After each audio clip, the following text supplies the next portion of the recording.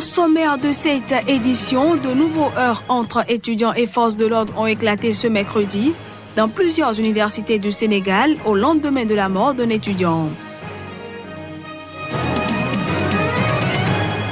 En Gambie, l'ancien président Yaya Jammeh a été mis en cause dans le meurtre de dizaines de migrants originaires du Ghana et d'autres pays d'Afrique de l'Ouest par une unité paramilitaire qu'il contrôlait. Et puis le conflit dans la région du Grand Kasaï en République démocratique du Congo a eu un impact dévastateur sur les enfants. Ces derniers ont notamment été contraints de se battre.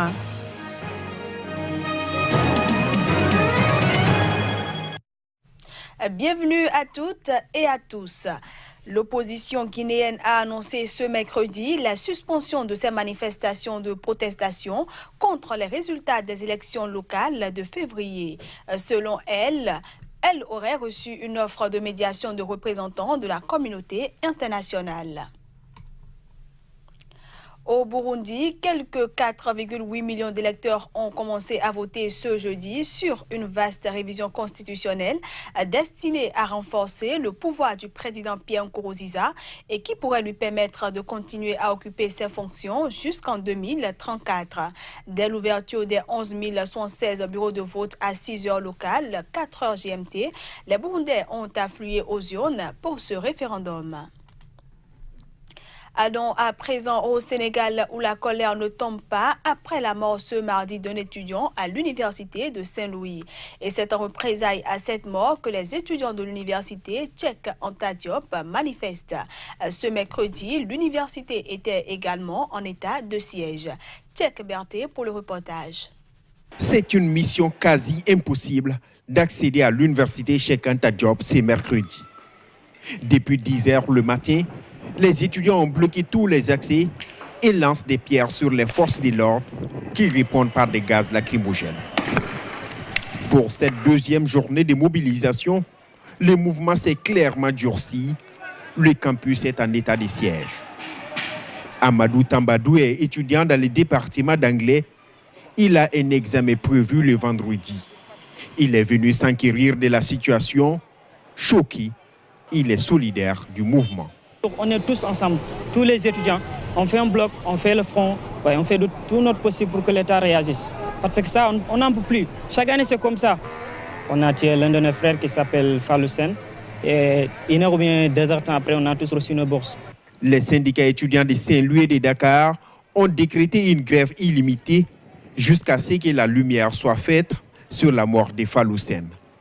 Ses camarades témoignent qu'il a été tué par balle. Les autorités ont immédiatement ouvert une enquête et promettent qu'elle aboutira. La famille du jeune, encore sous les chocs, s'est tournée vers Amnesty International pour voir de quel recours légal elle dispose. L'ONG avait, dès les premières heures, condamné la répression de la police. C'est un meurtre de plus que nous condamnons et nous demandons à ce qu'une enquête indépendante soit menée. Nous ne faisons pas confiance aux enquêtes, aux informations judiciaires parce que pour au moins une vingtaine de cas que nous avons recensés au Sénégal, les informations judiciaires n'ont abouti à absolument rien du tout. Elles ont fini par être classées au bout de 10 ans sans que les familles obtiennent justice. Cette affaire risque encore de faire secouer le Sénégal pendant de longues semaines. Déjà en 2014, un étudiant avait trouvé la mort par balle lors d'une manifestation à l'époque pour réclamer leur bourse. Human Rights Watch et Trial International ont fait ce mercredi de graves révélations. En effet, ces ONG dénoncent l'exécution sommaire d'une cinquantaine de 50 migrants originaires du Ghana et d'autres pays d'Afrique de l'Ouest. Les crimes ont été commis par une unité paramilitaire contrôlée par l'ex-président gambien Yaya Jammeh. Les meurtres remontent à juillet 2005. Étaient alors visés des migrants clandestins. Parmi eux, 44 Ghanéens et plusieurs Nigérians, Sénégalais et Togolais. Ils avaient été arrêtés sur une plage de Gambie alors qu'ils tentaient de se rendre en Europe. Selon un communiqué de Human Rights Watch et de Trial International, ils étaient soupçonnés d'être des mercenaires venus renverser Yaya Jammeh. Pour avoir ces informations, les deux ONG se sont appuyées sur des entretiens menés depuis 2 ans avec une trentaine d'anciens responsables de la sécurité gambienne. Au moment où j'étais sur le point de m'enfuir, quelqu'un m'a dit que c'est Dieu qui veut me sauver. Vous pouvez donc dire au monde que c'est Yaya Jammeh qui nous a tués. La responsabilité de ma survie implique de sensibiliser les gens sur ce qu'il s'est passé. Les crimes contre l'humanité ne doivent être tolérés nulle part au monde. Et cela inclut l'Afrique. L'Afrique doit se lever et dire que nous en avons assez. Et c'est ce que cette campagne est en train de faire. Nous allons nous-mêmes poursuivre le dictateur. Et nous allons nous assurer qu'il soit jugé. Et nous allons nous-mêmes nous assurer qu'il soit reconnu coupable. Nous pensons qu'avec les preuves disponibles, il y a clairement le devoir d'enquêter sur cette affaire et de demander éventuellement l'extradition de Yaya Jammeh. Nous espérons que le gouvernement du Ghana se saisira parce que ces migrants venaient du Ghana. L'ouverture d'une enquête par les autorités ghanéennes pourrait déboucher sur une demande d'extradition de Jammeh, selon Human Rights Watch et Trial International. Yaya Jammeh a perdu l'élection présidentielle de décembre 2016 et a fini par quitter son pays en janvier 2017 pour la Guinée équatoriale à la suite d'une intervention militaire de la CEDEAO. En République démocratique du Congo, le conflit dans la région du Grand Kasaï a eu un impact dévastateur sur les enfants. Il a également laissé quelques 2,3 millions de personnes dans le besoin humanitaire. Les images. Le conflit dans la région du Grand Kasaï en République démocratique du Congo a eu un impact dévastateur sur les enfants. De graves exactions ont été commises contre les enfants qui ont notamment été contraints de se battre, de tuer et de violer de jeunes filles et de les forcer à se marier. À propos des potions qu'on lui a données pour qu'il se sente invincible, Matisse répond. C'est comme le baptême de Kayanda. Quand ils mettent une bande rouge autour de votre tête, ils vous font disparaître. Alors, ils l'ont attaché autour de vous et vous disparaîtriez. Le baptême de Tubulundu vous rend immunisé contre les coups de poing et aucune balle ne peut briser votre corps.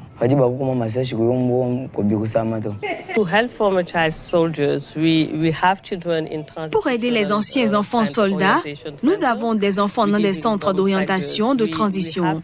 Nous leur offrons un soutien psychosocial et des compétences qui leur sauveront la vie. Nous les gardons également en sécurité dans cet environnement afin d'aider à leur réintégration dans les familles et les communautés. La violence dans la région du Grand Kasaï a également entraîné une malnutrition massive et un sentiment d'insécurité. Et puis, hors du continent africain, procès en France ce jeudi de 22 militants de Greenpeace. Les intéressés sont jugés pour s'être introduits dans la centrale nucléaire de Krauss le 28 novembre 2017. C'était pour alerter les autorités sur la vulnérabilité des piscines où sont entreposés les combustibles usagés. Les 22 militants de Greenpeace qui s'étaient introduits en novembre dans la centrale nucléaire de Croix-Metz à Ardèche sont jugés à Privas, en France, 3 mois après un procès similaire en Moselle. Là, 2 militants avaient été condamnés pour la première fois à la prison ferme. L'audience de ce jeudi se tient devant le tribunal correctionnel. En effet, avec cette intrusion, Greenpeace souhaitait pointer des failles dans la sécurité des piscines d'entreposage du combustible usé.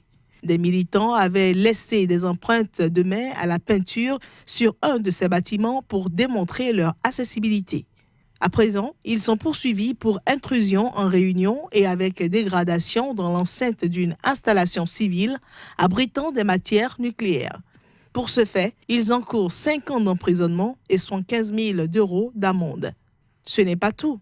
Greenpeace France est également poursuivi comme personne morale, représentée par son directeur général, et le responsable de la campagne nucléaire de l'ONG comparaîtra lui aussi pour complicité. Les réformes du gouvernement belge en matière de retraite font couler de l'encre et de la salive. Ce mercredi, un cortège 2 fois plus important qu'en décembre sur le thème était dans les rues à Bruxelles. 55 000 selon la police, 70 000 selon les syndicats, Plusieurs dizaines de milliers de personnes ont manifesté mercredi à Bruxelles contre les réformes du gouvernement belge sur les retraites. Les manifestants réclament un système de pension digne et suffisant pour vivre, pas travailler plus pour gagner moins. Fonctionnaires, étudiants, salariés du privé étaient mobilisés contre le projet du gouvernement de centre-droit d'instaurer un système de retraite à points, mais aussi contre un régime de prise en compte de la pénibilité jugé insuffisant à leurs yeux. Cette marche se veut aussi un message envoyé aux employeurs qui n'acceptent de prendre en compte la pénibilité que sur des points très précis. Ils sont invités à s'exprimer en faveur des travailleurs. La FGTB réclame depuis des mois le retour à 65 ans de l'âge légal de départ en retraite, alors qu'il doit être repoussé à 67 ans à l'horizon 2030 en Belgique, selon une loi votée par le Parlement en 2016. Le gouvernement conduit par le Premier ministre libéral Charles Michel a réduit considérablement le droit des futurs pensionnés d'une manière jamais connue depuis la Deuxième Guerre mondiale. À 1 an des élections législatives en Belgique, le PS a promis de revenir sur les réformes de la législature actuelle s'il revient aux affaires. Et puis, une série d'attentats suicides ont ces derniers jours frappé l'Indonésie qui compte réagir. Plusieurs dizaines de personnes manifestent à Jakarta pour demander au Parlement l'adoption d'un projet de loi antiterroriste. Les attentats se multiplient ces derniers jours en Indonésie. Mercredi, 4 assaillants ont été abattus par les forces de l'ordre et un policier a été tué dans un commissariat. Une attaque revendiquée par le groupe État islamique. Celle-ci survient après une série d'attentats suicides auxquels ont participé des mineurs ces derniers jours. 13 personnes ont été tuées et autant d'assaillants avaient péri. J'exige que le projet de loi antiterroriste, bloqué depuis 2 ans, soit adopté immédiatement. Si ce n'est pas fait rapidement, je demande au président Joko Widodo d'émettre un décret antiterroriste, car le terrorisme est un crime extraordinaire.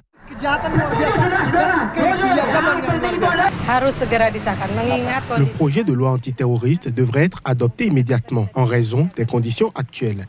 Après plusieurs attentats à la bombe à Jakarta, Surabaya et aujourd'hui à Rio. Je suis outré et très attristé par les actes commis par les lâches. Ils n'ont pas d'humanité et de religion parce qu'ils ont commis des actes inhumains. Cette flambée de violence fait craindre une influence accrue de l'organisation djihadiste en Asie du Sud-Est, notamment en Indonésie, pays musulman le plus peuplé au monde. Ils seront organisés dans 3 mois, les Jeux asiatiques auxquels participent 45 pays. Le pays va également accueillir en octobre à Bali l'Assemblée annuelle du Fonds monétaire international et de la Banque mondiale. Voilà qui vient mettre un terme à cette édition que je vous remercie d'avoir suivi.